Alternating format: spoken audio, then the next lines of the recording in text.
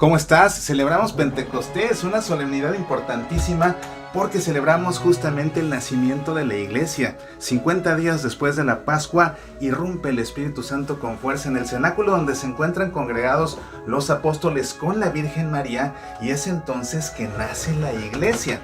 ¿Por qué es que la iglesia nace precisamente en esta ocasión? ¿Por qué en Pentecostés? ¿Y cuál es la trascendencia de que el Espíritu Santo venga sobre los apóstoles y sobre la Virgen Santísima? Quédate con nosotros aquí en Pasión por el Evangelio. Hagamos juntos un análisis bíblico del pasaje de la Escritura que nos cuenta este gran acontecimiento y vamos a aprender muchísimo. ¡Comenzamos!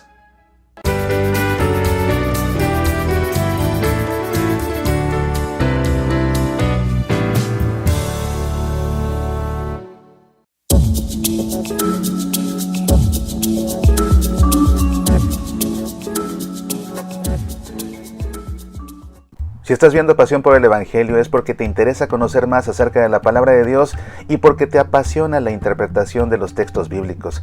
Te invito a que me acompañes en el taller teórico y práctico Métodos de Interpretación Bíblica en la Iglesia Católica. Te hablaré de cada una de las técnicas de exégesis que usan los biblistas en la Iglesia y después haremos un ejercicio paso a paso interpretando una perícopa del Evangelio empleando uno de los métodos que aprenderemos. Acompáñame el próximo lunes 8 de junio por la noche a través de Zoom. Informes e inscripciones en el sitio semillasparalavida.org/conferencia. Medita, aprende, apasionate por nuestra fe. Estamos celebrando una fiesta muy importante en la iglesia, una de las fiestas más grandes. Estamos celebrando Pentecostés.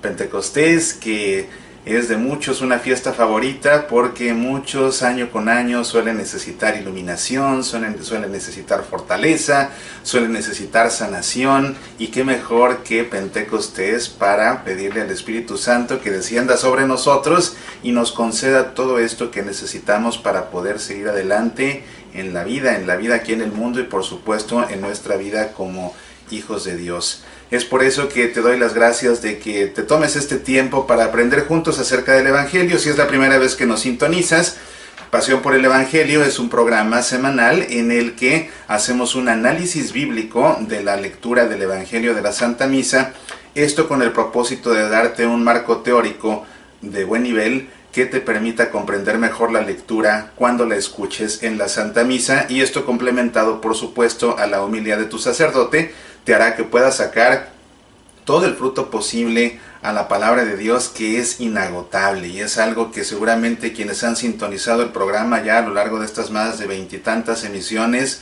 habrá podido constatar cómo es que siempre pues exprimimos y exprimimos y exprimimos más gotas de riqueza y de sabiduría a la palabra de Dios, y no nos la acabamos y no nos la acabaremos nunca. No nos bastará la vida para poder escuchar todo lo que Dios tiene que decirnos. En esta ocasión vamos a hacer el análisis de las lecturas como siempre, y después vamos a concluir con una oración. Para ello, primero lo que tenemos que hacer pues es por supuesto familiarizarnos con las lecturas, y en esta ocasión déjame decirte que no me voy a concentrar tanto en analizar el Evangelio. En esta ocasión más bien quiero que hagamos el análisis bíblico de la primera lectura, porque es ahí donde Lucas en sus Hechos de los Apóstoles nos cuenta precisamente lo que sucedió en Pentecostés, así que es lo que vamos a hacer. Así que te propongo que leamos esta primera lectura, y como siempre, para ponernos en presencia de Dios, para poder escuchar su palabra, vamos a ponernos en presencia del Padre y del Hijo y del Espíritu Santo. Amén. La primera lectura dice así: Al llegar el día de Pentecostés, estaban todos reunidos en el mismo lugar.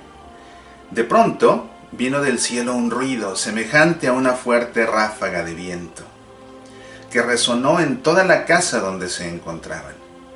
Entonces vieron aparecer unas lenguas como de fuego, que descendieron por separado sobre cada uno de ellos. Todos quedaron llenos del Espíritu Santo y comenzaron a hablar en lenguas distintas, según el Espíritu les permitía expresarse. Había en Jerusalén judíos piadosos, venidos de todas las naciones del mundo. Al oírse este ruido, se congregó la multitud y se llenó de asombro, porque cada uno los oía hablar en su propia lengua. Con gran admiración y estupor decían: ¿acaso estos hombres que hablan no son todos galileos? ¿Cómo es que cada uno de nosotros los oye en su propia lengua? Partos, medos y elamitas, los que habitamos en la Mesopotamia o la misma Judea, en Capadocia, en el Ponto y en Asia Menor, en Frigia y Panfilia, en Egipto, en la Libia cirenaica, los peregrinos de Roma, judíos y prosélitos, cretenses y árabes, todos los oímos proclamar en nuestras lenguas las maravillas de Dios.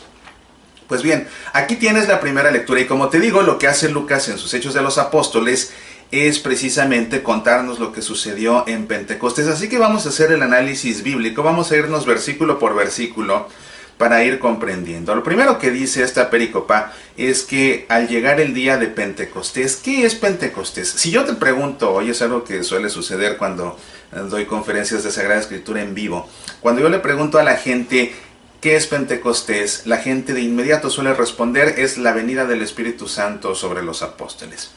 No necesariamente, más bien es al revés. El Espíritu Santo descendió sobre los apóstoles en Pentecostés, pero Pentecostés no es la venida del Espíritu Santo sobre los apóstoles. Dice aquí, al llegar el día de Pentecostés, y esto sucede justamente al llegar el día de Pentecostés. La palabra Pentecostés viene del griego Pentacosta, que significa 50, porque estamos 50 días después de que celebramos la Pascua. Esta palabra griega se emplea en los Hechos de los Apóstoles para referirse a una fiesta muy importante de los judíos, que es la fiesta del Shavuot. El Shavuot es una fiesta que ellos celebran el 6º día del mes de Sabín. Acuérdate que el calendario de los judíos es un calendario lunar, de modo que no es un calendario fijo, así que la fecha de Pentecostés pues es móvil, y a fin de cuentas depende 50 días después de cuando se celebró la Pascua, que se celebra en el calendario judío, la primera luna llena de primavera, el día 14 de su mes de Nisan.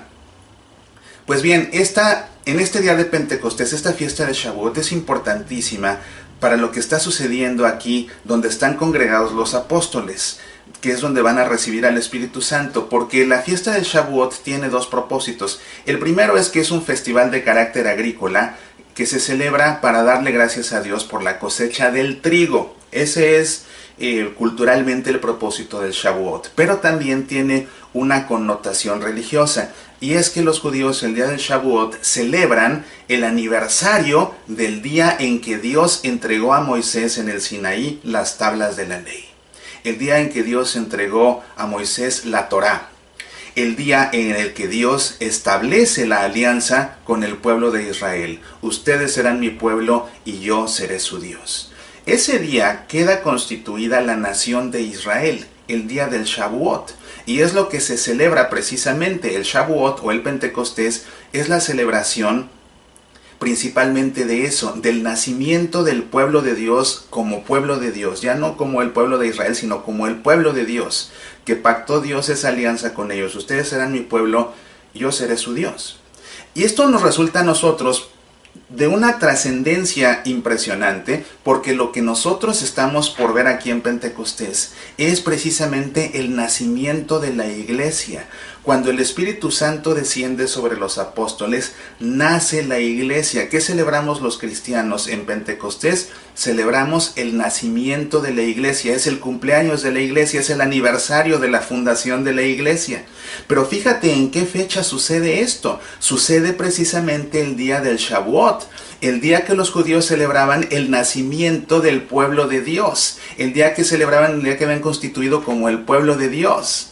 Y lo que nosotros celebramos ahora en este mismo día es el nacimiento de la iglesia. ¿Y qué es la iglesia de Dios? Es el pueblo de Dios, pero ahora sí el pueblo universal. No solamente ese pueblo que venía de las tribus de Israel, sino que es todo el pueblo de Dios, toda la iglesia universal. Toda la iglesia universal nace justamente en este día de Shavuot, y con ello es que entonces toma precedencia, se le coloca encima al nacimiento del pueblo de Dios, para colocarse encima como el nacimiento de la iglesia. De ahí la importancia de que se celebre, de que el Espíritu Santo haya venido precisamente el día de Pentecostés. No vino antes, no vino después, vino justamente ese día para que ese día nazca la iglesia y así la iglesia prevalezca ahora sobre el pueblo de Dios. Pero ¿por qué es importante esto? Vamos a seguir leyendo. Dice aquí, estaban todos reunidos en el mismo lugar. De pronto vino del cielo un ruido. Viene del cielo, es decir, lo que está por suceder no es algo terreno, es algo divino, por eso viene del cielo. De pronto vino del cielo un ruido semejante a una fuerte ráfaga de viento. Esto es fundamental, porque lo que ellos escuchan es un viento que sopla con muchísima fuerza. Hay dos claves aquí. La primera es que es viento, es una ráfaga de viento. ¿Por qué es importante esto? Bueno, pues porque la palabra viento, ¿cómo se dice viento en latín? En latín se dice spiritus, en griego se dice pneuma. Piensa, por ejemplo, en los neumáticos. ¿Qué son los neumáticos? Pues los neumáticos de un automóvil se llaman neumáticos porque están rellenos de un gas, y ese gas es el aire. Entonces, y viene de la misma palabra, pneuma. Pneuma significa gas, significa aire, significa soplo. Lo mismo que la palabra spiritus.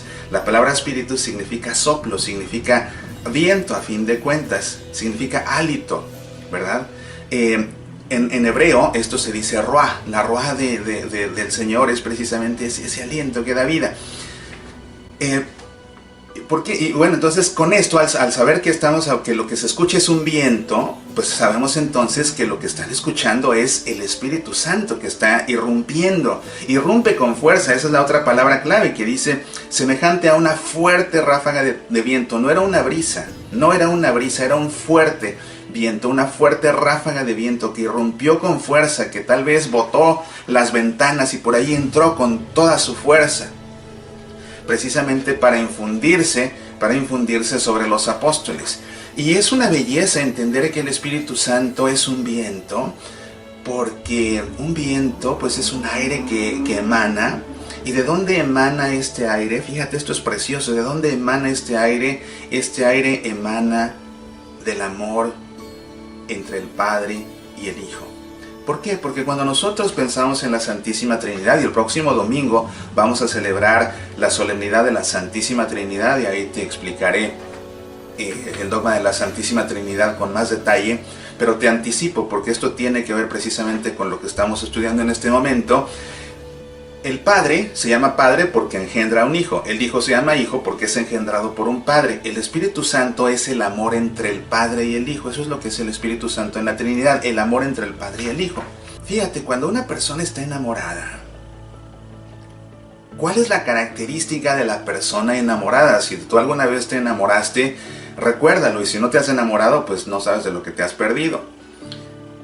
Cuando uno está enamorado y pasa la noche en vela pensando en la persona amada, esos pensamientos, y fíjate, la palabra es que, bueno, ya veremos con la Santísima Trinidad, pero te anticipo, ¿no? La palabra Jesús, que es la segunda persona de la Trinidad encarnada, la segunda persona de la Trinidad, el Logos es una idea, la idea que tiene Dios. Entonces Dios piensa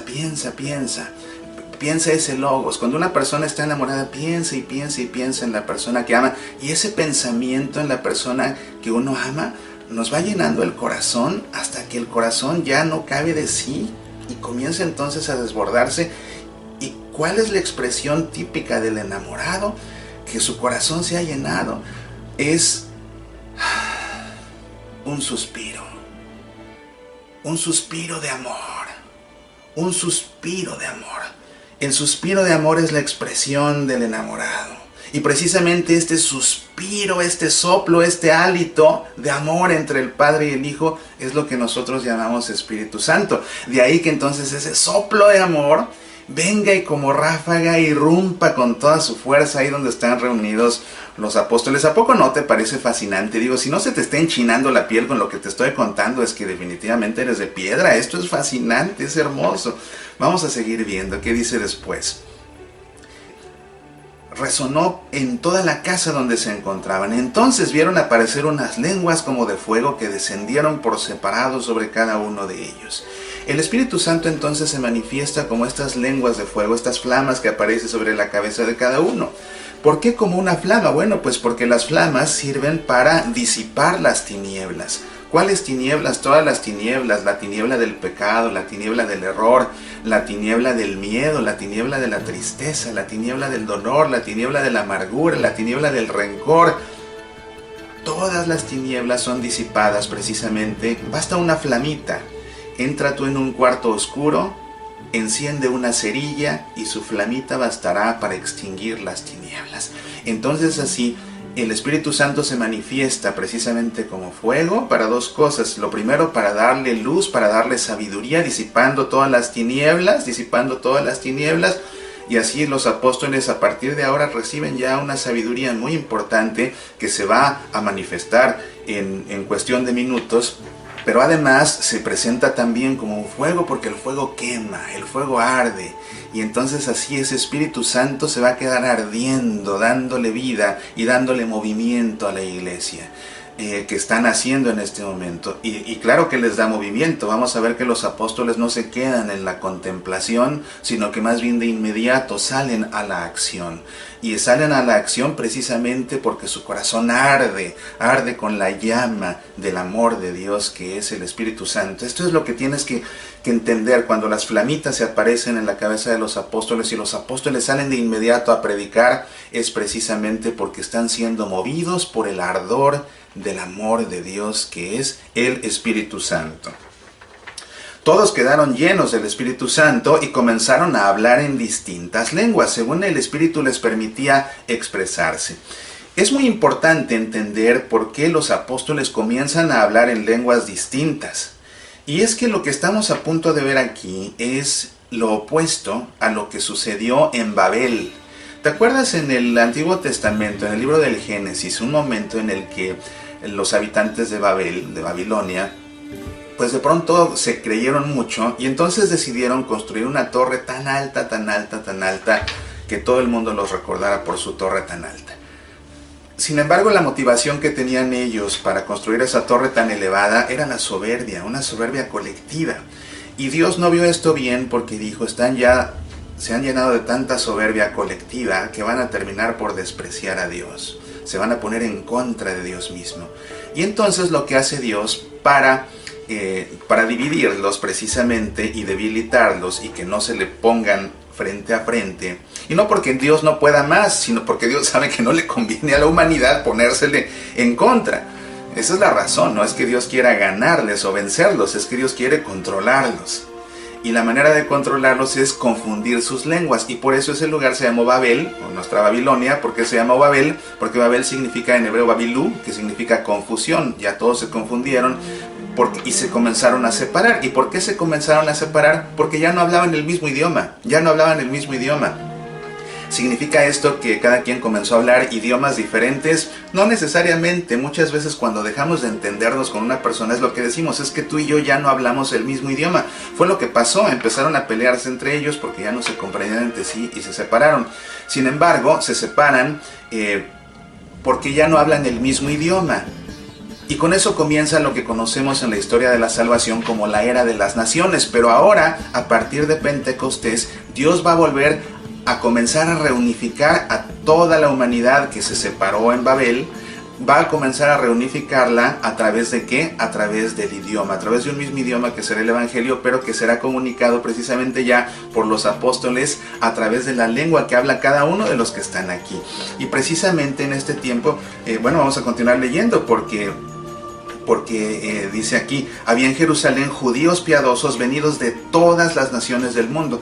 Aquí vamos a ver cómo se empieza precisamente a enfatizar y a dramatizar la gran cantidad de habitantes, precisamente para querer nombrar todas las nacionalidades conocidas en ese momento ahí en la región, precisamente para dar a entender que los apóstoles estaban dirigiendo a todos, vinieran de donde vinieran, fueran de donde fueran, creyeran en lo que creyeran, tuvieran el estatus social que tuvieran, se estaban dirigiendo a todos.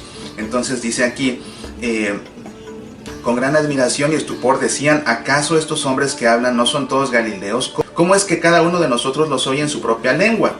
Y aquí viene, todos, te digo, de todos los rincones, partos, medos, elamitas, los que habitamos en Mesopotamia, o en la misma Judea, en Capadocia, en el Ponto, en Asia Menor, en Frigia, en Panfilia, en Egipto, en la Libia Cirenaica, los peregrinos que vienen de Roma, es decir, también venían de lejos, y judíos, y prosélitos, y cretenses, y árabes, todos los oímos proclamar en nuestras lenguas las maravillas de Dios.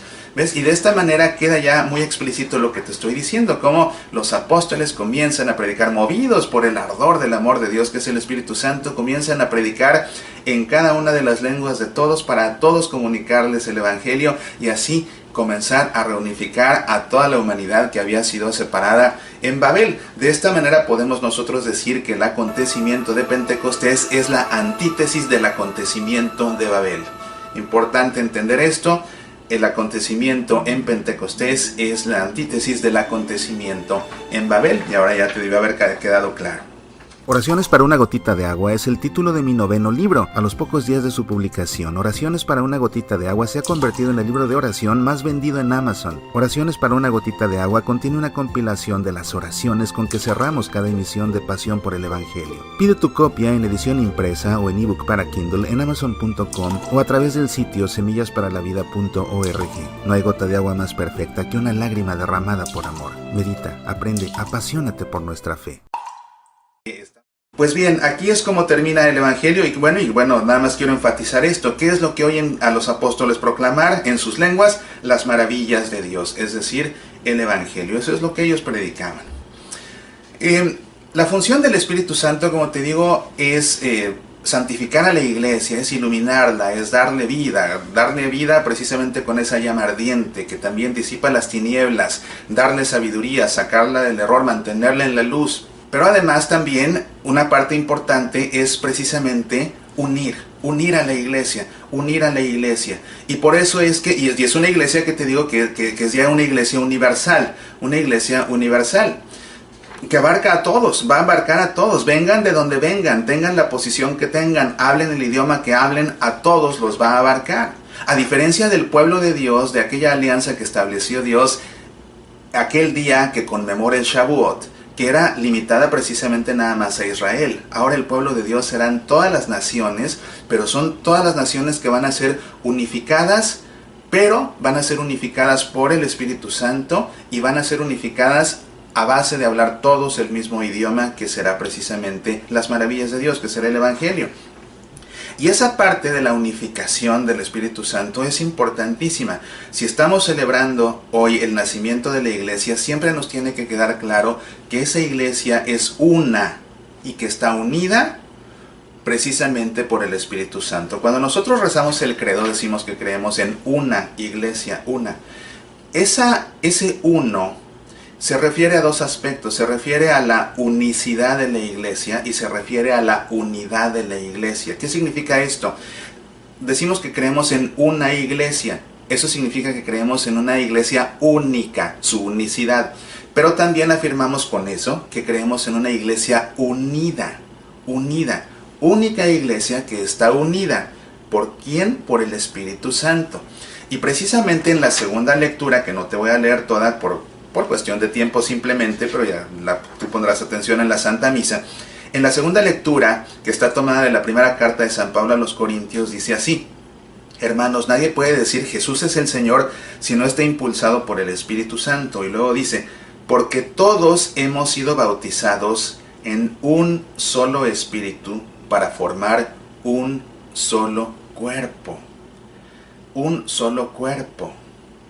Y ese solo cuerpo es la iglesia. Cristo es la cabeza, la iglesia es su cuerpo. Un solo cuerpo. No puede haber por ello múltiples iglesias. Tiene que haber una. ¿Y cuál es la iglesia que Dios instituyó? Esta que se instituyó ahí donde estaban congregados los apóstoles el día de Pentecostés. Esa es la iglesia que instituyó Dios. Esa es la única iglesia que instituyó Dios.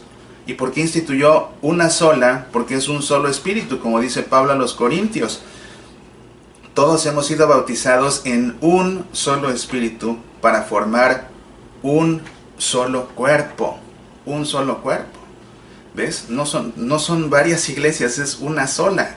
El que piensa que puede fundarse su propia iglesia, que puede separarse, que puede hacer su propio grupo, pues va por mal camino. Está fundando su iglesia, apartándose de la única iglesia instituida por Dios. Y fíjate, así como Dios instituyó esa alianza con el pueblo de Israel, ahora Dios instituye la iglesia para que la iglesia sea universal y abarque a toda la humanidad. en un solo cuerpo. No me canso de enfatizarlo porque es importantísimo. Incluso la iglesia misma no se cansa de enfatizarlo y de hacerlo oración. La iglesia quiere precisamente, busca que haya esa unidad, que haya esa unión. Y es la razón por la cual misa tras misa la iglesia le pide al Espíritu Santo que congrega a la iglesia en la unidad. Fíjate que en la plegaria eucarística, en la Santa Misa, en la liturgia de la Eucaristía, hay dos epiclesis. La epiclesis es la invocación al Espíritu Santo y hay dos epiclesis. Y quizás no te has percatado de la segunda, por eso te lo quiero explicar en este momento. La primera epiclesis sucede cuando el sacerdote prepara los dones, el pan y el vino, impone las manos sobre los dones, y le pide al Padre que envíe al Espíritu Santo para que el pan y el vino se conviertan en el cuerpo del Hijo. En ese momento de la primera epiclesis es cuando nos ponemos de rodillas. Si me estás escuchando de los Estados Unidos, es diferente la regla. En el resto del mundo, en el resto de la iglesia, en el momento de la epiclesis es el momento en que nos ponemos de rodillas. ¿Por qué nos ponemos de rodillas en ese momento? Porque estamos ante una teofanía. Dios se está manifestando ante nosotros, Padre, Hijo y Espíritu Santo. Porque el sacerdote le pide al Padre que envíe al Espíritu Santo para que el pan y el vino se conviertan en el cuerpo y sangre del Hijo. Entonces estamos ante Dios Trino. Por eso en ese momento nos ponemos de rodillas, en la primera epiclesis. En los Estados Unidos tienen un permiso especial de la Santa Sede para que aquí los fieles se pongan de rodillas a lo largo de toda la plegaria eucarística. En el resto del mundo solo lo hacemos desde la epiclesis hasta la consagración y después nos ponemos de pie. Pero esa es la razón y esa es la primera epiclesis. Pero hay una segunda epiclesis después de la consagración que, por ejemplo, en la segunda plegaria eucarística dice así: te pedimos humildemente que el Espíritu Santo congregue en la unidad a cuantos participamos del cuerpo y sangre de Cristo. En la plegaria eucarística 3 dice así: fortalecidos con el cuerpo y sangre de tu Hijo y llenos de tu Espíritu Santo, formemos en Cristo un solo cuerpo y un solo Espíritu. Estas dos son nuevamente invocaciones al Espíritu Santo, a que Dios envía a su Espíritu Santo, pero ya no para que convierta el pan y el vino en cuerpo y sangre de Cristo, que ya sucedió en la consagración, sino que más bien esta vez se pide que venga el Espíritu Santo a mantenernos unidos. ¿Ves? Y todo esto procede precisamente de lo que sucede aquí en Pentecostés, algo que pues Pablo sabrá muy bien explicar a los corintios la primera vez que les escribe, como ya te he leído, y te digo, tan importante es el hecho de que seamos una sola iglesia, que por esa razón, misa tras misa, el sacerdote en esta segunda epiclesis sigue invocando al Espíritu Santo para que nos mantenga unidos como iglesia en un solo cuerpo, el que es un solo espíritu. Pues este es el análisis bíblico. Si te está gustando lo que estás viendo, por favor no te olvides de decir que te gusta en las redes sociales, ya sea en Facebook o en YouTube. Por favor indica me gusta y por favor comparte el video, porque de esta manera se multiplica, le llega a más personas y también personas que no han conocido el programa todavía lo conocerán y comenzarán a verlo y comenzarán a aprender tanto como estamos aprendiendo tú y yo. Aprovecho para recomendarte en esta ocasión tres cosas diferentes, todas ellas a partir de una sola. Y se trata, primero que nada, de uno de mis libros. Todos mis libros los encuentras en amazon.com o en nuestro sitio semillasparalavida.org. Todos los encuentras en formato digital o en edición impresa. Y en esta ocasión quiero recomendarte Todo lo puedo en aquel que me conforta. Este libro contiene una serie de reflexiones y de oraciones que están basadas en un retiro espiritual que dirigí alguna ocasión, todo él basado en los escritos de San Pablo. Entonces, si vas a semillasparalavida.org, desde ahí puedes pedir el libro, pero si entras a la tienda en línea, también desde ahí puedes descargar el audio grabado en vivo de las pláticas que di en ese retiro en el cual está basado este libro. Y ahora, también ahí, en nuestra misma tienda en línea, en semillasparalavida.org, te invito encarecidamente a que busques un álbum que contiene una conferencia también, que tiene por título Si no tengo amor, nada soy. Y esa conferencia es el desarrollo, con lujo de detalle, de uno de los capítulos de este libro que tiene precisamente ese título. Si no tengo amor, nada soy. Y es una conferencia excelente para familias, para esposos, para enamorados, para papás, para hijos, para abuelos, para nietos. Es una conferencia fantástica que nos dice a partir de las palabras del himno al amor de San Pablo, cómo es que tenemos realmente que amar y en qué no consiste el amor, que muchas veces nosotros suponemos que lo que hacemos tiene que ver con el amor, cuando en realidad es todo lo contrario. Y por eso es que después en las familias y en los matrimonios, en los noviazgos mismos, comienza a haber tantas tensiones, tantos desgastes, porque no sabemos amar. Bueno, pues todo esto está relacionado. Entonces te digo, el libro Todo lo puedo en aquel que me conforta, o el retiro espiritual en audio, que tiene el mismo título, Todo lo puedo en aquel que me conforta, o bien el audio de la conferencia Si no tengo amor nada soy. Todo va relacionado. Visita nuestro sitio semillasparalavida.org, adquiérelos. Hay muchos otros materiales que te van a ayudar, y no solo te ayudan a ti, también al adquirir todos estos materiales nos ayudas a nosotros a mantener todo nuestro trabajo apostólico, que como ya te he contado, nuestro programa Semillas para la Vida se transmite en 27 estaciones de radio todos los días en 10 países. Llevamos haciendo esto por más de 10 años y nunca le hemos cobrado un centavo a ninguna radiodifusora. Ayúdanos, por favor, a mantener todo este trabajo al mismo tiempo que tú te ayudas a crecer y a profundizar en tu fe. Pues bien, vamos a terminar nuestra emisión de hoy, como siempre, interiorizando todo lo que en esta ocasión hemos aprendido. Y vamos ahora nosotros a dirigirnos a ese Dios que nos habla a través de su palabra. Y para ello te invito a que por un momento cierres tus ojos, pongas tu mano sobre tu corazón y en tu interior hagas eco a estas palabras. Espíritu Santo, ven. Si tú no vienes, nos faltarán las alas para la plegaria. Desgastaremos el silencio y las palabras si en lo escondido tu voz no clama.